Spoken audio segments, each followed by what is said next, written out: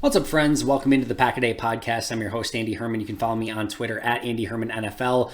Happy Packers game day. It's officially week 9, Packers-Lions, in what feels like an elimination game. We'll get to that more in just a moment.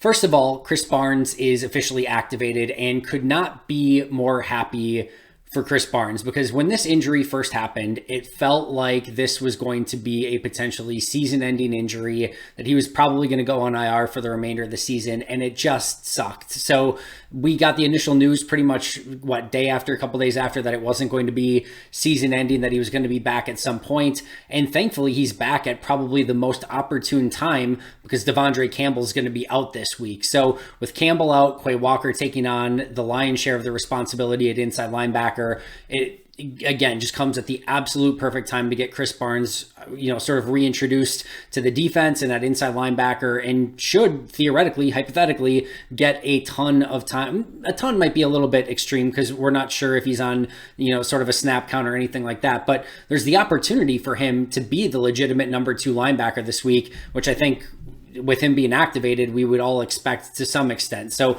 we'll see how much he can handle, how much he can play, and if in fact he does move ahead of Isaiah McDuffie and the rest of the inside linebacker group. But you would think that he's going to play in some capacity, and just great to get him back out there. So that's the big news from Saturday. Of course, we'll keep a very sharp eye on the inactives at 10:30 a.m. on Sunday to see exactly who is able to play and who is not able to play. Green Bay did not activate any other players, which would seem to indicate that maybe they're feeling very comfortable with the wide receiver position and that they didn't have to make any sort of other moves. So that's probably a good sign for the other injuries. But again, we'll keep a keen eye on things at 10:30 a.m. on Sunday.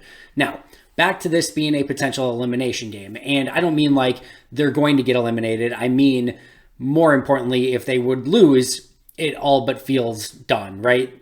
Having a 5-game losing streak, including a loss to the Lions, one of the only teams left that actually has a worse record than you in the NFC at this point, would feel like a kill shot. And crazier things have happened. Maybe Green Bay does a run the table 2022, but barring something insane, that would be it. And I'm not saying, again, that that's going to happen. I'll spoiler alert for the end, I'm picking the Packers to win this game. But there's basically 3 long-term outcomes from this game, right? The first is they win, and it gives them the shot in the arm that they legitimately need, and they just get the feeling of winning again. And sometimes that can be contagious and spread through the locker room, and maybe they back that up with a big win against Mike McCarthy and the Cowboys this coming Sunday, in a huge game against the Cowboys, at home. Finally, that would feel good, and maybe you can start actually stacking some success, the old Mike McCarthyism, and kind of get things going in the right direction. That would be amazing. That's, I think, what we're all hoping for. So maybe that could be outcome number 1. Outcome number 2 is probably that they win ugly, or just they win, and maybe then they win big, but they beat a bad Detroit team, and then reality sets in, and they've got back-to-back games against the Cowboys, Titans, and Eagles, which ultimately probably doesn't go according to plan, and probably is the kill shot anyway. Or number 3 is that they lose to the Lions, and that's basically it, donezo. It's over, right? So again, I think we're all hoping for option number 1, that they get the win that they need. It's the shot in the arm that they need, and they can go on and have a successful season from here on out. There's a lot of season left. A lot of different outcomes can happen, and this is the first step in hoping that it gets in the right direction. But a loss to Detroit, 5-game losing streak, it would feel insurmountable at that point. And like I said, crazier things have happened, and we're not even going to speak that into existence. We're going to say that the Packers are going to win this game, but this is, suffice to say, a extremely important game for the Packers if they have any hopes of maintaining this season and competing for the remainder of this season. And I'm hoping they can just take it right to the Lions, what's basically a bad football team that's playing bad football, that I think is losing confidence in their coach by the week, that is going to have to respond to trading away one of their best players in TJ Hawkinson at the trade deadline. You can see, Detroit was playing good offense, bad defense, and then the offense had some injuries and took a step back, and now they've traded away Hawkinson. You can see this Lions season just sort of slipping away into just another classic, terrible, awful, no good, very bad Detroit Lions season that we've come to expect. you don't want to give them any opportunity to get a foothold in this game and actually gain some momentum. If you're Green Bay, you want to put this game away as early as you can, get points on the board. And that's, again, spoiler alert, going to be one of my keys as well. But let's get into those keys to the game. And heck, let's just start right there. I think it's so important for Green Bay to grab an early lead in this game. It's something that has really dodged the Packers. They did it against Tampa. And even though they played a pretty bad remainder of the game against now what we know to be a pretty mediocre at best Tampa Bay team, they got out with a win because they were able to get a foothold in the game early, get the lead early, and just basically kind of hold on from there. I think if they can do something similar against the Lions, it would give the Packers everything that they need to be successful. Listen, this is not a defense that's built to stop the run. We know that. We've seen it for years. It hasn't corrected itself this year. They need to get a lead so that they can force Jared Goff to pass the ball. And listen, this is a pretty good passing offense in Detroit. But if you can be more aggressive and come after Jared Goff and not have to worry about the run and put him under pressure, you're going to have an opportunity for success.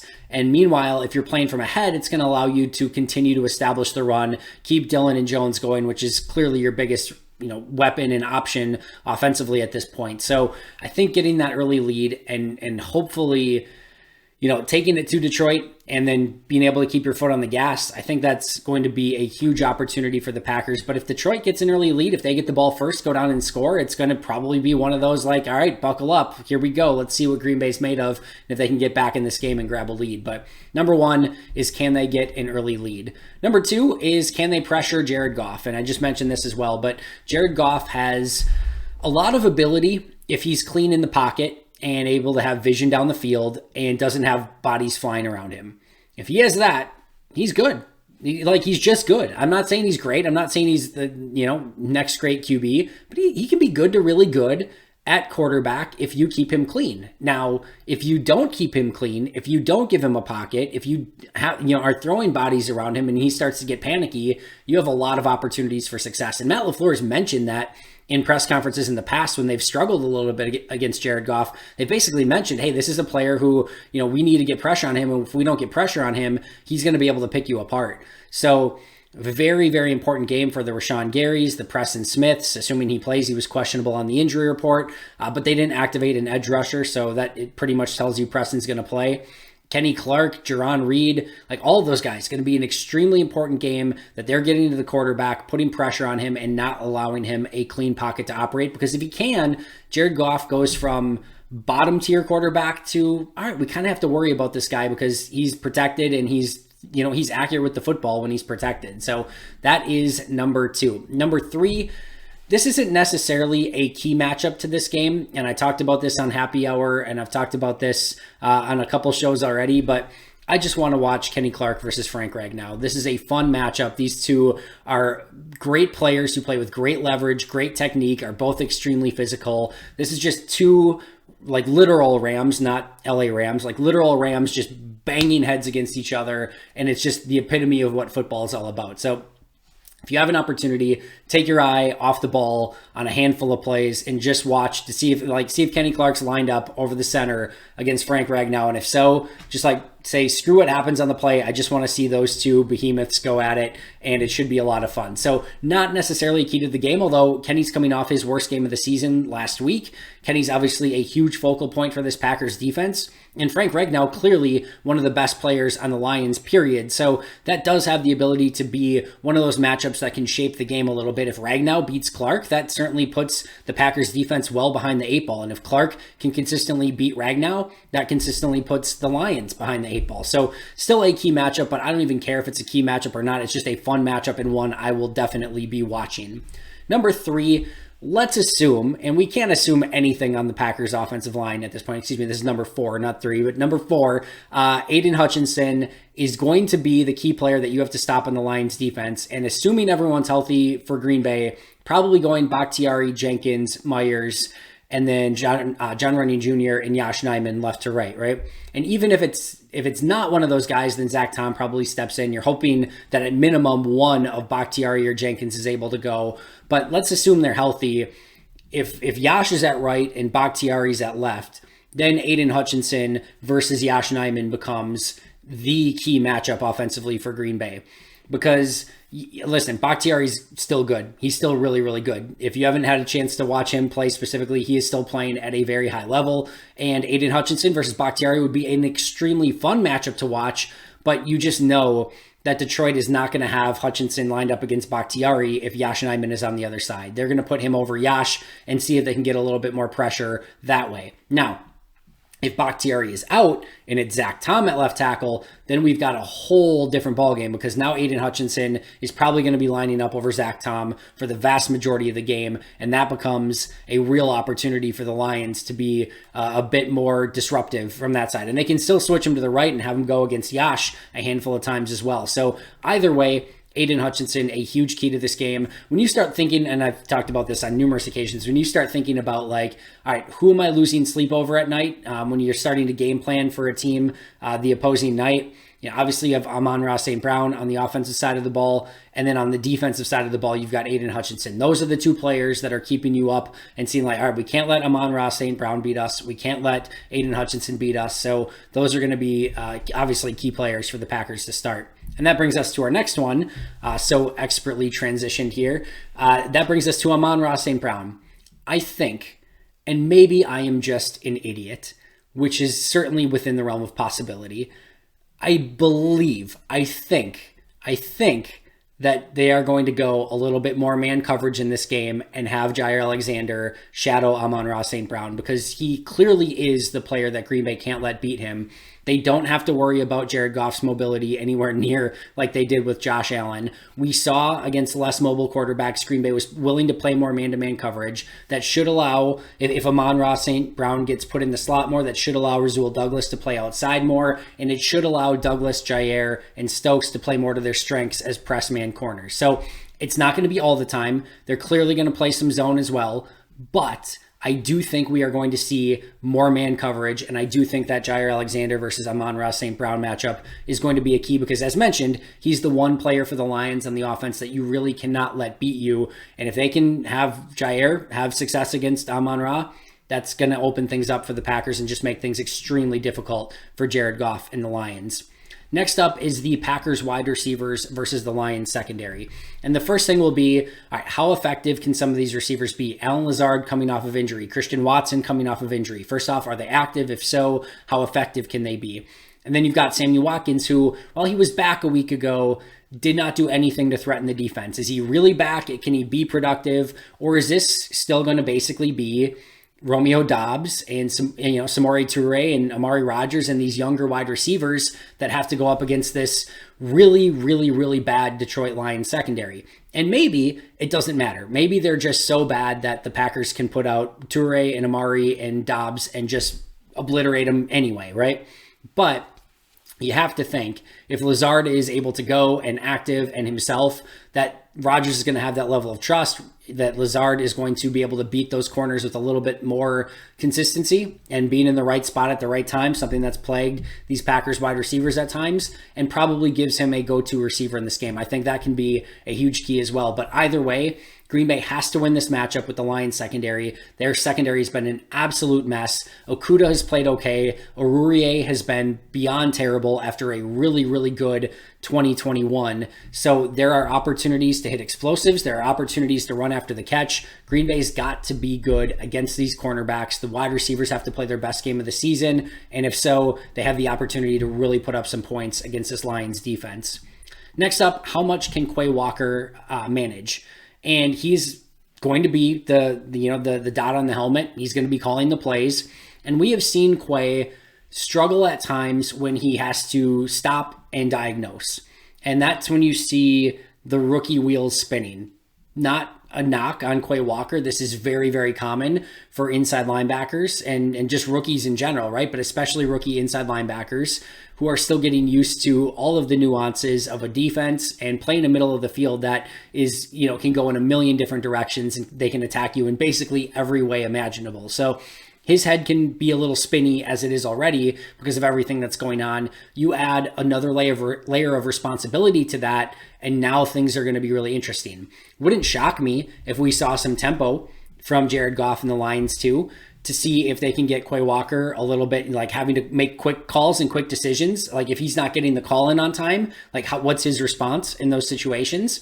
Maybe they've got a default call in that situation, and maybe Detroit picks up on that default call early in the game. And now, all right, we know that if we get the Packers off guard and Quay's got to go quick, they're going cover 2. Like if they can catch up on that, now they have cover 2 beaters for the rest of the game. So how they handle that. And this is already a team that Matt LaFleur has called out at times, and we saw it last week happen again. They're not always lined up at the snap, like, and ready to go. And that's what Devondre Campbell calling in the plays. So we've already seen the coaching staff on the sidelines have trouble getting in the play call on time and everyone set on time. Now you're introducing a rookie variable into that system that has the opportunity to be a bit of a problem. And I think Quay will handle it fine, but it does add a very difficult variable to the game for this Packers defense. And it's not like this Packers defense has been clicking on all cylinders and communicating everything perfect, even with a veteran in Devondre Campbell in that spot. So definitely something to keep an eye on as well. All right, next up, Dan Campbell goes wild. And you just never know what you're going to get from Dan Campbell. So you have to prepare for everything. He will surprise onside kick. He will fake punt. He will fake field goal. He will flea flicker. He will reverse pass, Detroit special. He will do everything. So this Lions team is at a point where they have nothing to lose, right? So, and Campbell will know that even against Green Bay, who's struggling, that they need to come up with a couple big plays in order to make something happen. And he'll pull out his bag of tricks and try a couple things. So that's going to be something that Green Bay is going to have to be cognizant of, have to be aware of. They just have to read their keys, not get too aggressive. That's also something that the Packers have struggled with, is just getting over aggressive at times. Rashawn Gary, I'm talking about you. So they just got to stay home, read their keys, still try to play aggressive within that, and not get caught too far out of position where a team like the Lions can take advantage of maybe a trick play or two here or there. And of course, Packers special teams needs to be aware at all times anyway, but certainly against this Dan Campbell-led Detroit Lions team. Next, Packers attacking the middle of the field. Been something of an issue for them. I do think Alex Anzalone and Malcolm Rodriguez are two linebackers that you can attack in the middle of the field. And it's just something that Green Bay's really struggled with. Rodgers gets allergic to the middle of the field at times. I think they can attack all areas of the field because his secondary is also bad, but I don't think these are great coverage linebackers. I like Rodriguez a ton. He's a really fun player to watch. He's probably going to make things a little bit tougher on Dillon and Jones because he's just a really good run defender, really great tackler. He's a little missile that just flies around. But I do think there's opportunities to attack this Lions team in the middle of the field, attack those linebackers, and we'll see if Green Bay can take advantage of it. But if they can, should open up a lot more avenues for success. We know they can probably win on the outside against these corners. We know there's opportunity to win in the middle of the field against these linebackers. So I want to see them utilize the entirety of the field and take advantage of some of these mismatches that should, for once this season, go in Green Bay's favor. And then last but not least, one left. Number 10. The Packers versus themselves. This has been the biggest losing matchup all season long. Listen, give credit to the Jets and the Giants and the Commanders and, obviously the Bills. Give credit to these teams. They've played good football. And the Vikings earlier in the season, they've played good football and they've been deserving of wins against the Packers. But the Packers own mental mistakes, errors, lack of intensity, all of it has really beat down themselves more than anything else. If the Packers played their brand of football, and I get that this Packers team probably not as talented or just as good as I thought and a lot of us thought going into the season. That's just the reality of it. But I think a lot of the issues get cleaned up, and this is probably not a team that's sitting at 3-5. Maybe they're 4-4, maybe they're 5-3, maybe they're 6-2 if they don't shoot themselves in the foot with blocked punts returned for touchdowns, with muffed punts, with missed field or blocked field goals, with just wide receivers running into each other, with defensive backs not being able to communicate a simple crossing route. This is a team that has beat itself as much, if not more, than other teams have beat them, and other teams have beat them 5 times. So the Packers have to play their best brand of football from here on out. That's not an option. Even if they play their 1A absolute best brand of football, you're probably looking at a loss or two remaining on the schedule, right? And they don't have much more wiggle room to lose more than that. Like they can probably lose 2.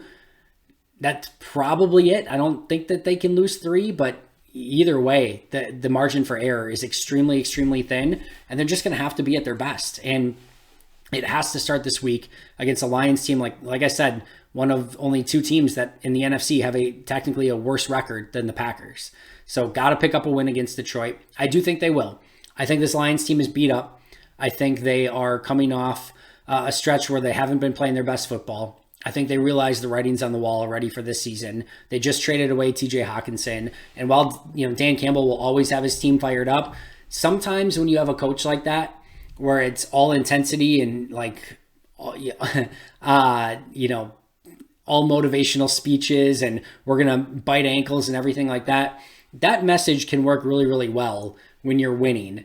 And when it's the same thing over and over, but you're losing every week, that message starts to kind of grind on teams a little bit quicker, and those coaches can find themselves in trouble and the team's not responding the way that they did earlier in the season. We'll see how this Lions team responds to Dan Campbell and responds to a trade of TJ Hawkinson away. I do think the Packers pick up a win on the road. As I've mentioned on a couple other episodes, I'm going to go 23-20 Packers. I do think this is going to be a little bit of a grind. I don't think they get out of this game easily, but I do think they pick up a win. I'm going to say it's like 23-13 Packers, late in the game. Lions get a touchdown to go 23-20, and it looks a little bit maybe closer. But I still think it's a little bit annoying and probably need to, recover some sort of onside kick to get out of the game and whatever. But Packers win 23-20. Hopefully, this is the spark, as mentioned earlier, that gets the Packers going from here on out. I think just getting that win back in the win column could do a lot of things, a lot of good things for the Packers moving forward. That's going to do it for me today. Always appreciate you joining me. I'll be right back here tomorrow with Perry Goldstein and Alex Strofe to break down the game and hopefully go over a great episode for a Victory Monday. But until next time, and as always, go Pack Go, and please, please, please make sure to vote.